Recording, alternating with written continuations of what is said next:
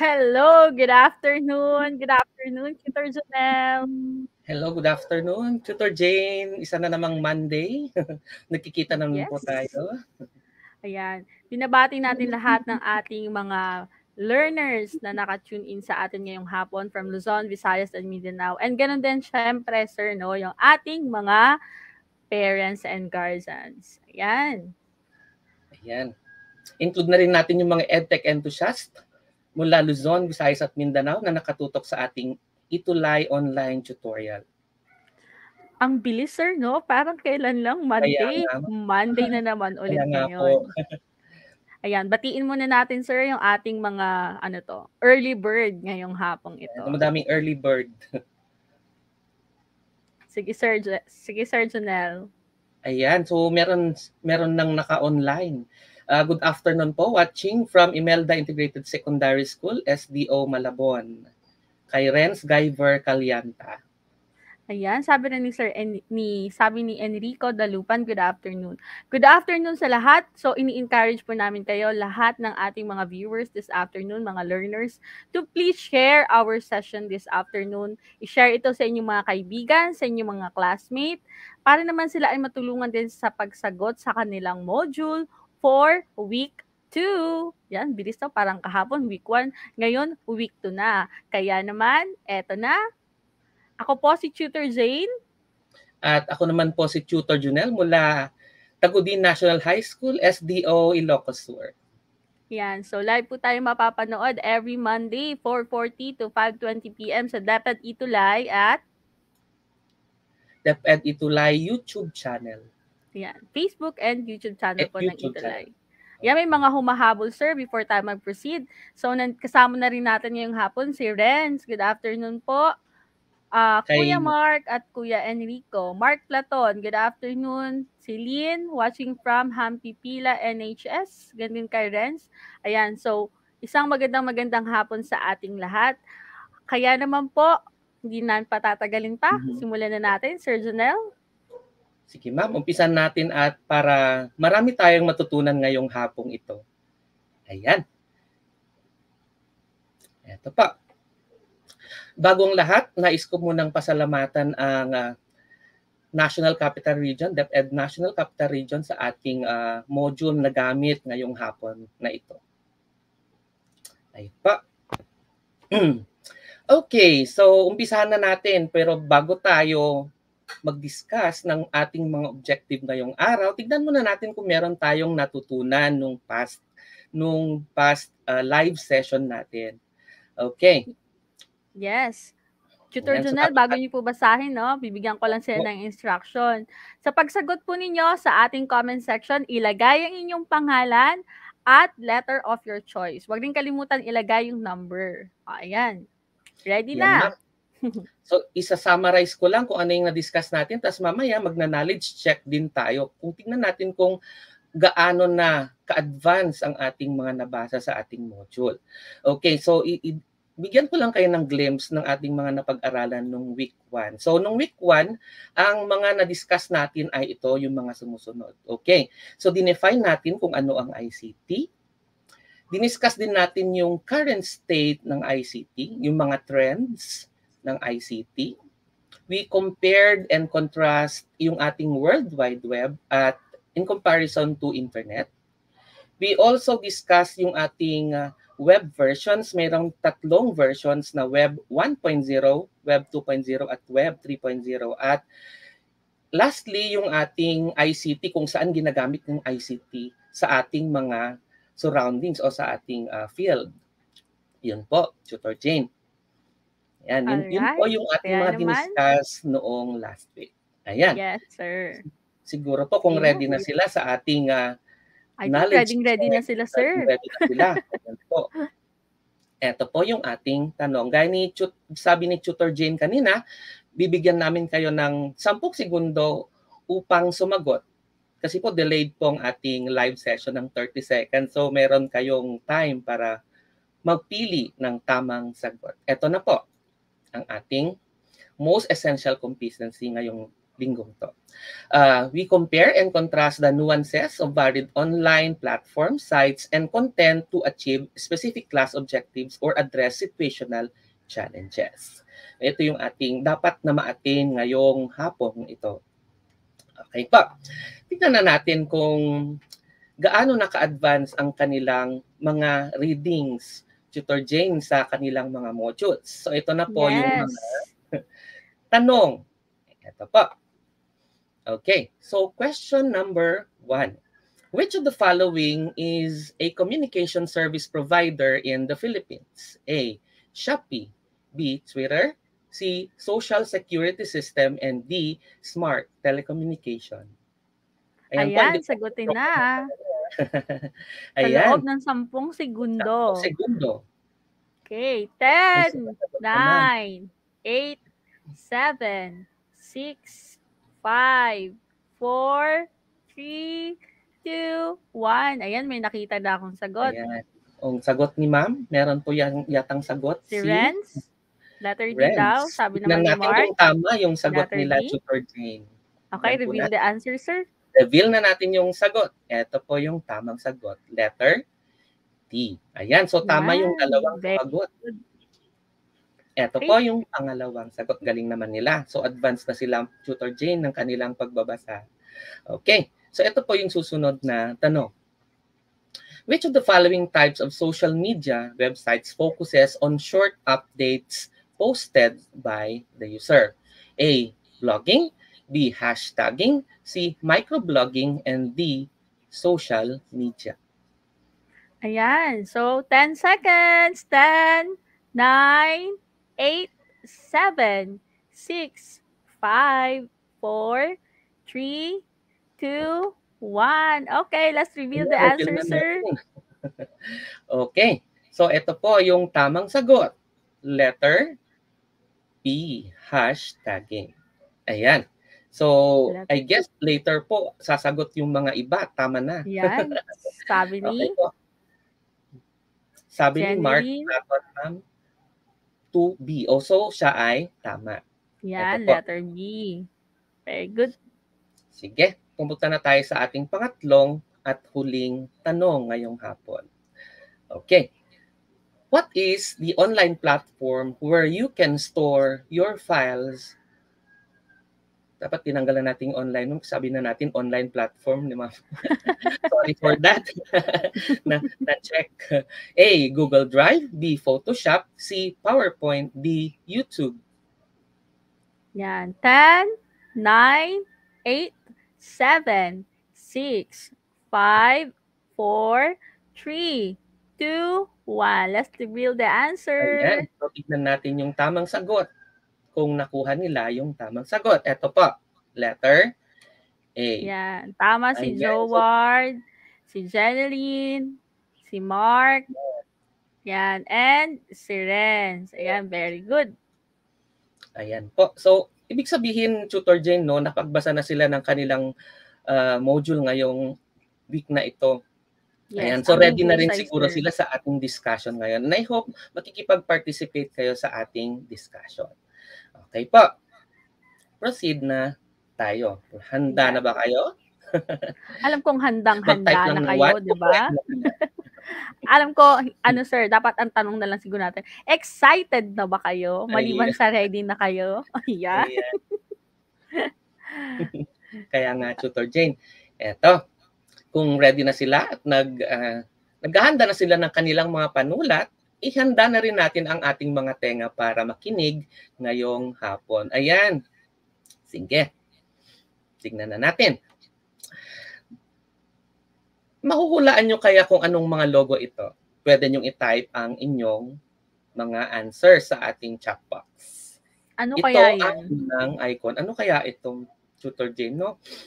May ibon eh. Type lang natin yung ating mga... Ayan, may... Ayan, sigat na. Common. Common siguro. Ginagamit siguro na ito, Tutor Jane, ano? Twitter. Kulang? Ayan, Twitter. Okay. Ito ay isang example ng platform. Mamaya i-expound namin kung ano itong mga to. Okay. So, proceed tayo dun sa next, Tutor Jane, no? Okay. Yes, sir. Eto. Ayan. Ayan.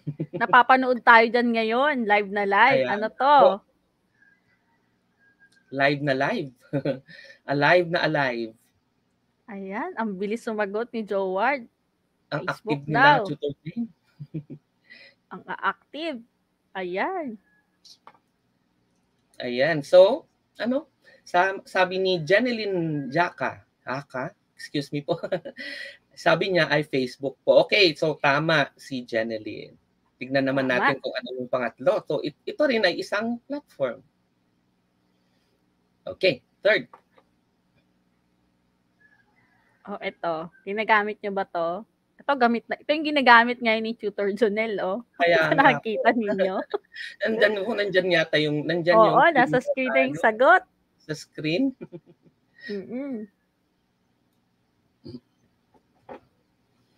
Ayan, may sagot na si Joward. PowerPoint. Ayan. PowerPoint. Then, sabi ni Mark. PowerPoint din, sabi ni Renz. Ang bibilis nilang sumagot talaga, Tutor Jane. Ano? Yes, mukhang sir. Sila ng kanilang mga parang leksyon. Gusto nilang matapos agad yung tutorial. Okay lang. Importante masaya tayong lahat. Diba, sir? Ayan.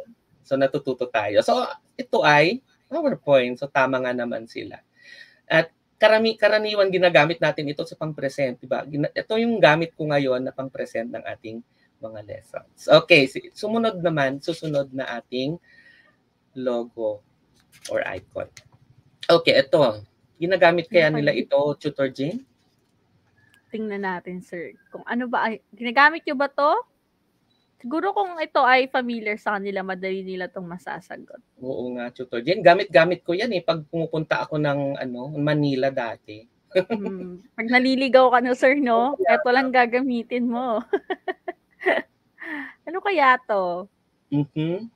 Mukhang hindi nila ginagamit ito, Tutor Jane, kasi kabisado nila yung lugar.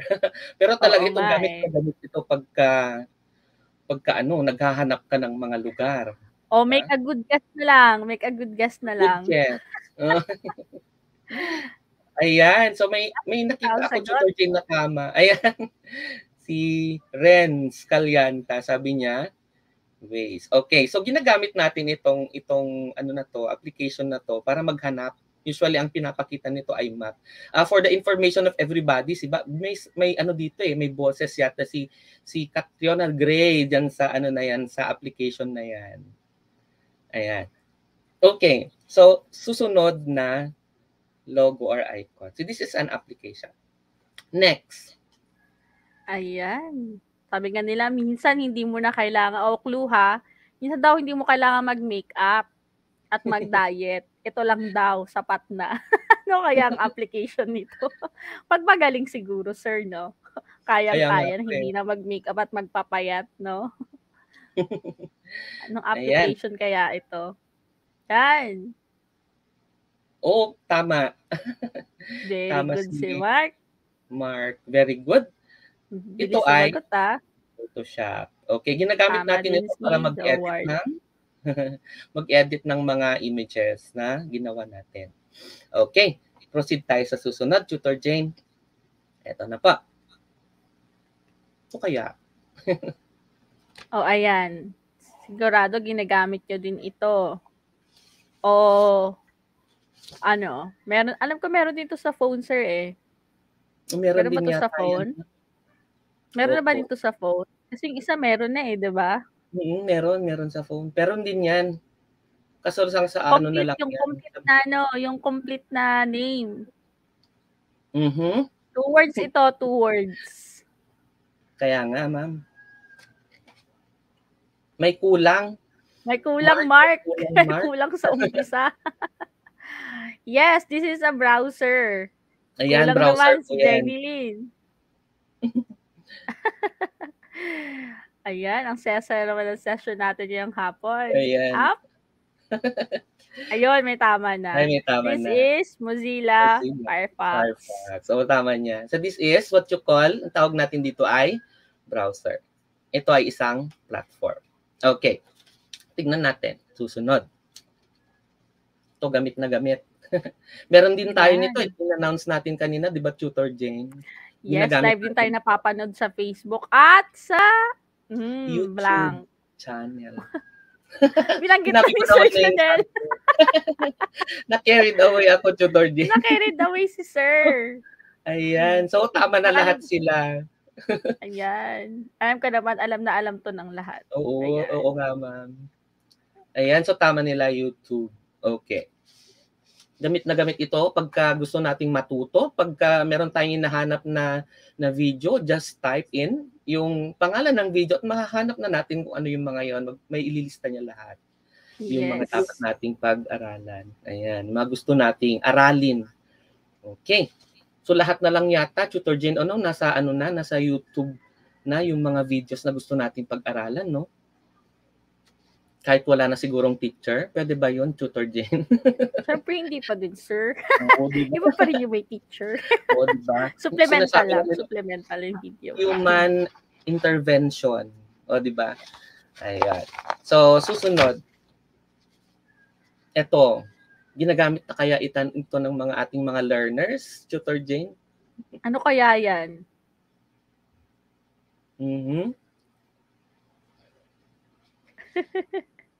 Sa atin kasi, Tutor Jane, hindi ito yung gamit natin, no? Kung nasa private tayo, no?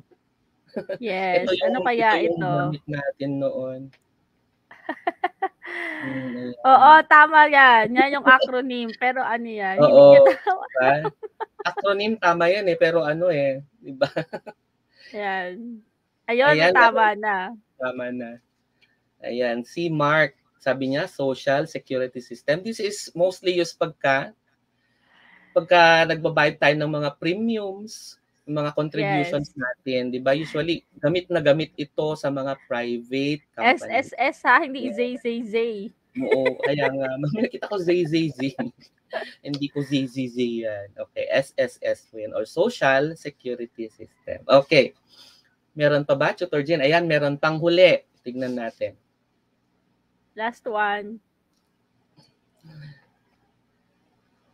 Hindi po kami nagpro-promote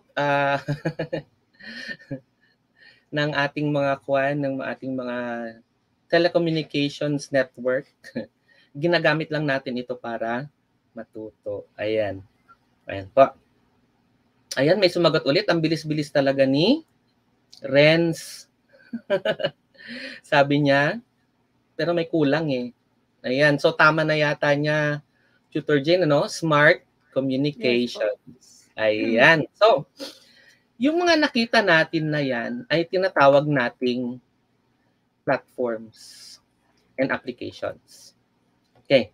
So, tingnan natin yung pagkakaiba at we compare and then we contrast. Di ba, Tutor Jane? Yes. So, ito ang ating target this afternoon para malaman natin yung similarities and differences ng platform sa application. So, pag sinabi nating compare, hinahanap natin yung similarities or yung pagkakatulad. Pag sinabi naman nating contrast, hinahanap naman natin yung kanilang differences. Ayan. Okay. So, ito yung isang example, differences. Yung gitna, we represent compare and contrast using a Venn diagram. Yung differences na dun sa kabilang side, yung differences ng isa na sa kabilang side, at kung saan sila nag-meet, yun yung similarities. So we'll give an example for this. Halimbawa, meron tayong tab at meron tayong cellphone. Ano ang similarities ng dalawa? Siyempre, parehas silang ginagamit for installation ng ating mga applications na ginagamit. At ang differences siguro yung isa maliit, yung isa malaki siya. Mas malaki yung isa, mas maliit yung isa. Siyempre, tab yung isa ay mobile phone. So, ganun po natin gagawin. Yung tab at yung ating mobile phone. Siyempre, parehas din silang pwedeng pantawag. Siguro yung isa may SIM o yung may SIM card. Tapos yung isa wala. So, yun yung differences naman nung dalawang devices na binigay natin. So, ganun po. Yes, tama din sabi ni Jomar, they are both gadgets. Yan, parehas sila ng gadgets. Okay pa. Sunod na tayo. Ayan, malalaman natin ang online platform, sabi ni Mark Anderson, Kung pwede mong i-program, then it is a platform. Pero pag hindi siya platform. So tignan natin, we go deeper kung ano tong ibig sabihin ni Mark Anderson dun sa kanyang statement that if you can program it, then it's a platform. If you can't, then it is not. Okay, tignan natin. So we go deeper. Tignan natin yung iba't ibang klase ng online platform na ginagamit natin. Siyempre, yung una ay web search engines. Ang web search engines ay ito yung mga ginagamit for us to search results. At ang yung result ay tinatawag natin siyang SERP or Search Engine Results Pages. Usually, ito yung mga ginagamit natin. This is from a website that I have read na ang top search engine na ginagamit natin usually ay yung Google. Susundan ni top 5. Number 2 si Bing. Number 3 si Yahoo. Number 3 pa rin si Yahoo, Tutor J, no? Taas pa din. Number 4 si Baidu. At number 5 si American Online, AOL.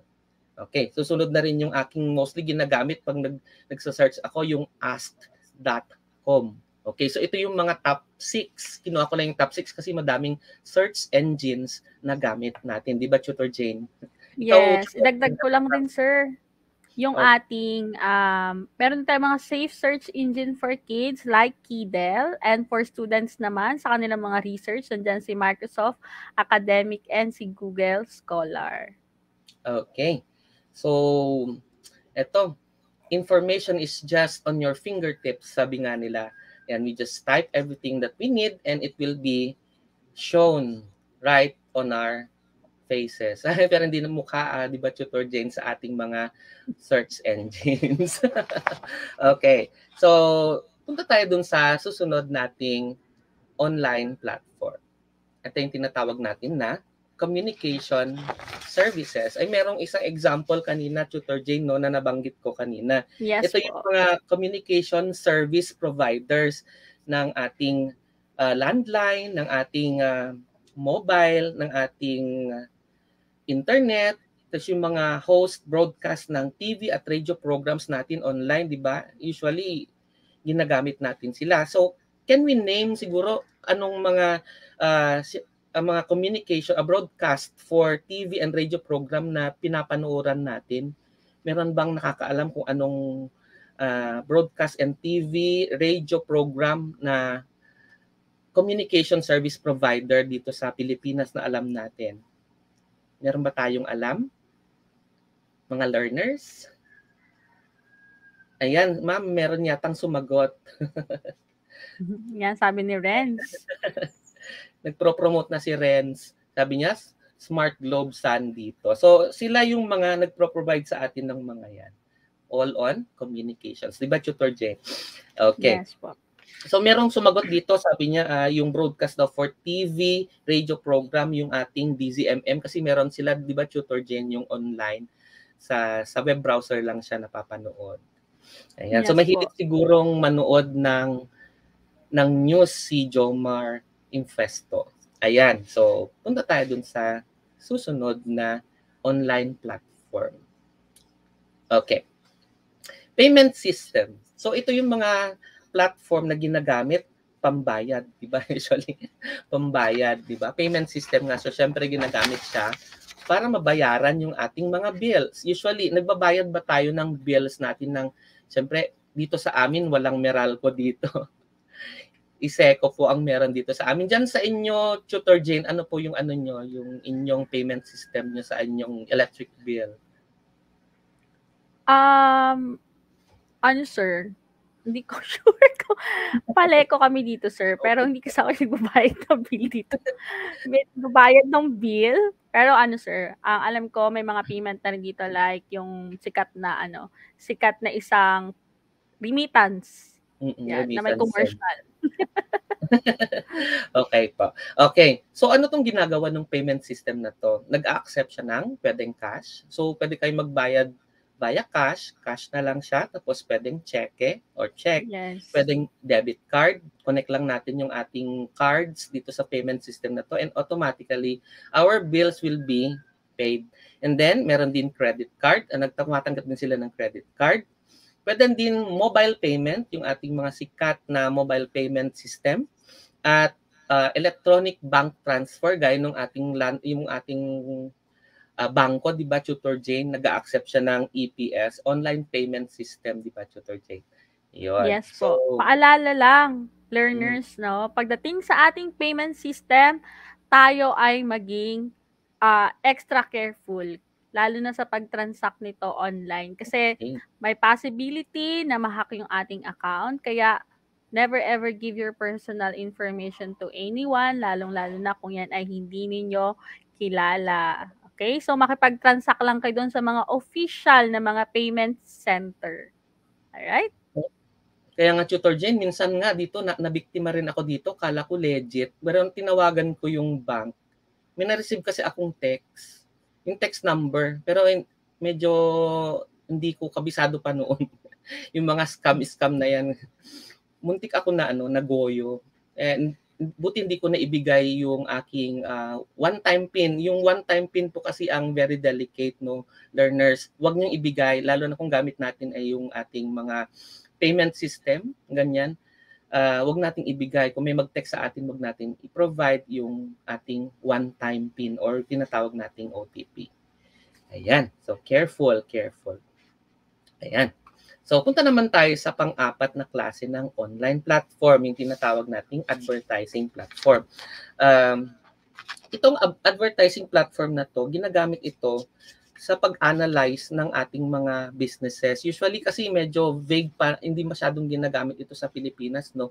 Pero yung mga business people na to, they are using this one. And then according to bigcommerce.com, ang mostly na ginagamit for advertising in the whole world is yung ating Instagram, which has 47% of usage. Di ba ang laki, Tutor Jane, ng percentage ng Instagram. Susunod dito yung ating Pinterest, sinundan ng Facebook with 17% at yung ating Twitter na 15%.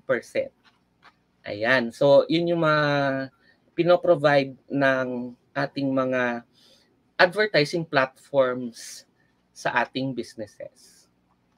Ayun pa. Yes. Okay. Alright. Next na tayo. Okay. Punta naman tayo sa ating next online platform na social media at social networking. Meron tayong nakikita ditong dalawang image. Yung isa ay yung ating medium, tapos yung isa naman yung ating mga tao. Parang connecting people and connecting computers ba? Di ba, Tutor Jane, na-discuss natin ito in the previous discussion, no? Okay, pero tignan natin kung ano yung comparison ng dalawa. Compare and contrast. Ayan. Dito na siya manggagaling. Tingnan natin. Pag sinabi nating social media, differences are, sabi niya, this is the channel itself. Ito yung itinatawag nating communication channel.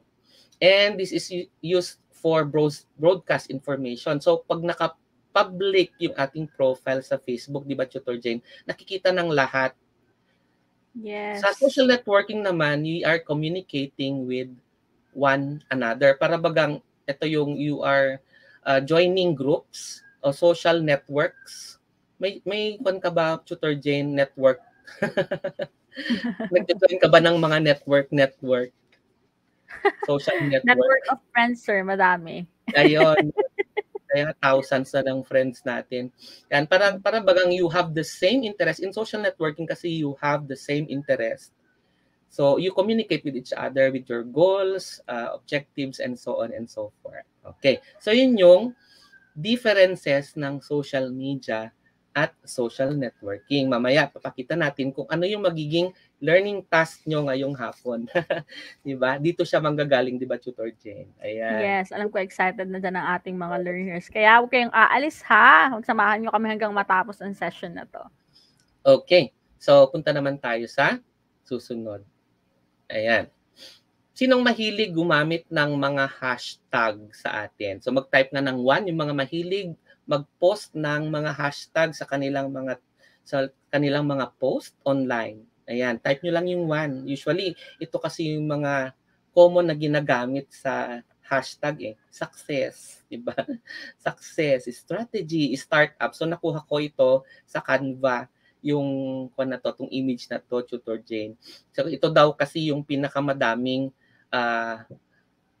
tao na nag-tag nitong words na ito. Ayan. Parang wala pa naman. Hindi sila mahilig mag-hashtag, Tutor Jane. Ikaw, Tutor Jane, nag-hashtag ka ba? Sa Facebook, sir, ikaw nag-hashtag ka ba?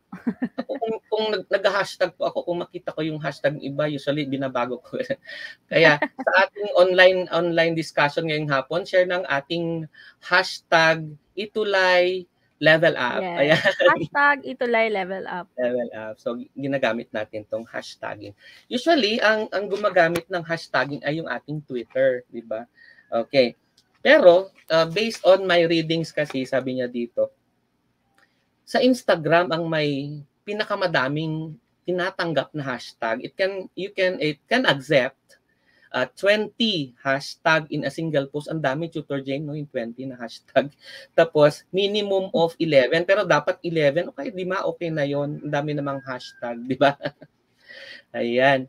Sabi ni Jomar Del Ponso, gumagamit siya ng hashtag kasi diba sinabi natin, di ba, Tutor Jane, na sino gumagamit ng hashtag. Ayan. So, ito yung mga mostly ginagamit sa hashtag ay yung mga applications na Instagram, Facebook, Twitter. Mostly ginagamit kasi sa Twitter ito. Okay. Punta na tayo sa ating susunod na discussion. Okay. Platform for grouping. Ayan. Anong nakikita natin dun sa ating images? Ayan, merong 4 pics, 1 word. Grupo, di po ba? Ayan.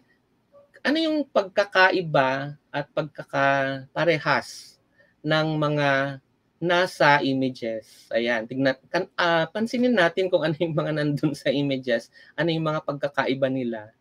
Parang lahat may lahat sila may ginagawa. May ginagawa. Common sa kanila. Kayo ba, learners, ano nakikita ninyo? Yan.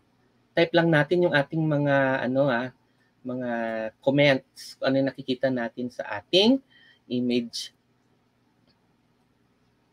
Natutulog naman na yata sila, Tutor Jane. Ayan. So, kung titignan natin, ayan, sabi niya social interaction daw, sabi ni Jomar. Okay, kung titignan natin, itong mga taong nandito ay meron silang sariling similarities, interest nila sa isang bagay. Itong isa, mahilig sila sa sa exercise. Itong isa, engineer siguro ito. Itong isa, mahilig sa travel. Yung isa, for social networks. Okay. So, itong platform na to, mostly, ay nire-represent yung isang app na tinatawag nating LinkedIn. Ikaw ba, Tutor Jane, meron kang LinkedIn account? Yes, because LinkedIn is a social platform for professionals. Kaya meron tayo niyan, sir.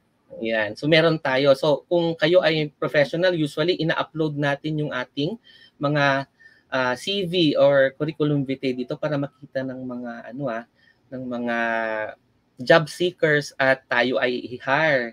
Usually pag naghahanap tayo ng trabaho. But this is for professional purposes only. Ayan. So ito yung platform na ginagamit. Alright. For Jane. Yes. Okay. So punta na tayo dun sa ating susunod na platform, yung ating platform for teaching. Ito yung binabanggit ko kanina. So kahit wala ka ng teacher, pero kailangan pa rin po natin ng teachers ngayon, di ba? Pero kung meron kang gustong aralin, dito mo siya makikita. Usually, just a single type of what you need, and it will be listed. Ililista niya na lahat kung ano yung mga... Kung mahina yung kanilang internet ngayong hapon, sir, no? Pwede yung balikan ng ating episode sa YouTube channel. Even yung ating week 1. And even yung mga previous episodes ni Tutor Jane sa empowerment, pwede yung balikan dyan sa ating YouTube channel. Ayan. Ito yung platform na ginagamit. mostly, di ba, sabi natin ay YouTube. Okay, punta tayo sa pang-siyam. Okay, pang-siyam is a platform for analyzing business. Okay, this type of online platform, ginagamit siya for analyzing business. That is instead of posting the content for your audience to read, you just post one clickable image to analyze or para to represent your business. But according to predictiveanalytics.com, ang mostly daw ginagamit sa online platform na to for business is yung Sisense. Narinig mo na ba to, Tutor Jane? Sisense na app?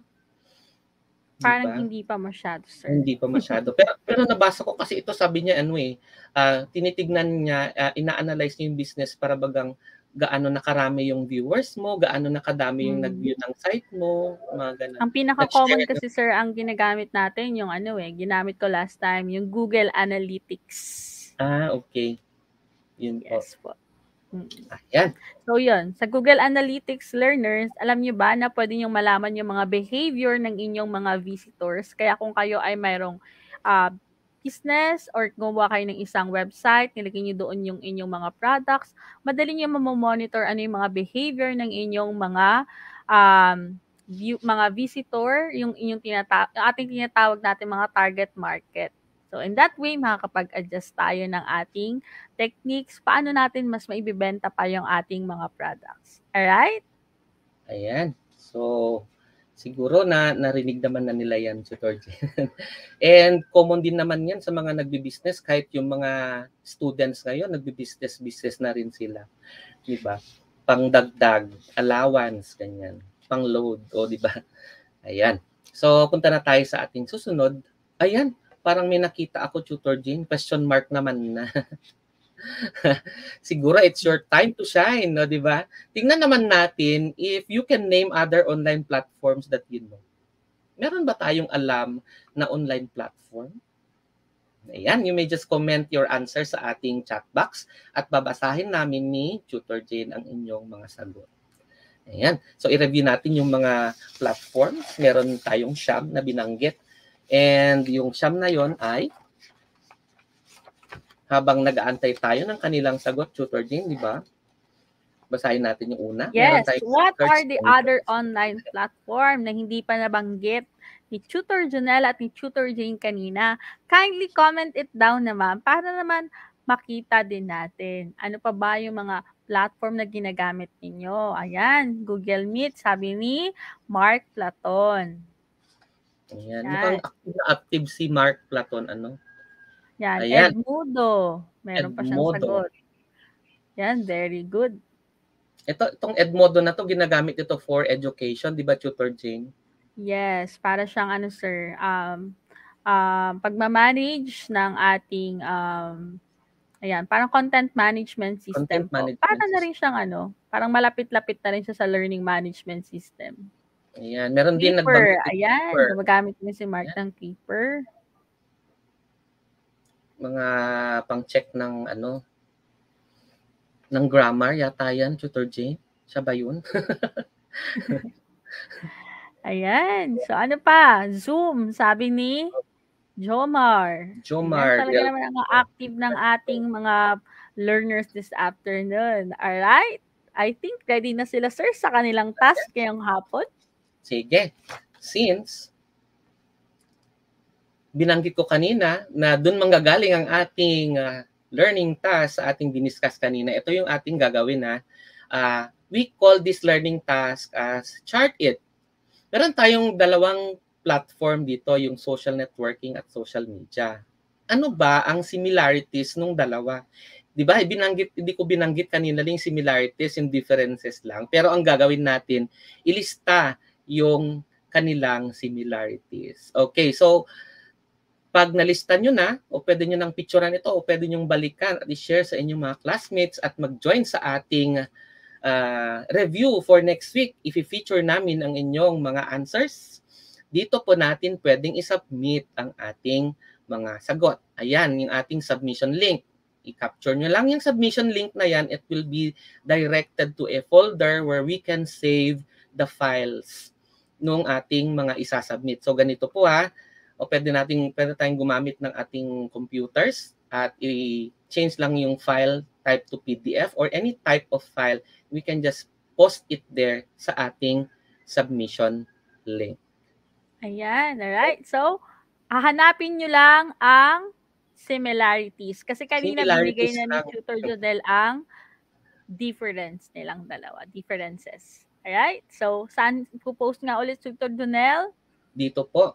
Hindi ko lang na-copy yung link niya kanina. Daw i-type nila. Pero mas maganda kasi kung picturean mo na lang, hindi ka na magpapagod na mag-type. Yes. Oh, don't forget, learners, to access our QR code to submit your output. Paano na-feature kayo namin ni Tutor Jonel next week? Diba? Makikita ninyo yung inyong output na naka-display sa beginning ng ating session for week 3.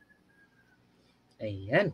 So I guess Tutor Jill, na-picturean na nila yung ating submission link. Pero sabi ni Fritz Angelo, delay daw talaga, may delay po. Pasensya na. Ayan. Talaga may delay po talaga. Okay. So with that, di ba Tutor Jane? Yes, your feedback matters to us. Kaya naman, if you have some suggestion, feel free to share it. Okay? Sa ating QR code na naka-display. And pwede nyo ring i-type manually yung ating link na naka-display dyan. https://tinyurl.com/etolifefeedback form.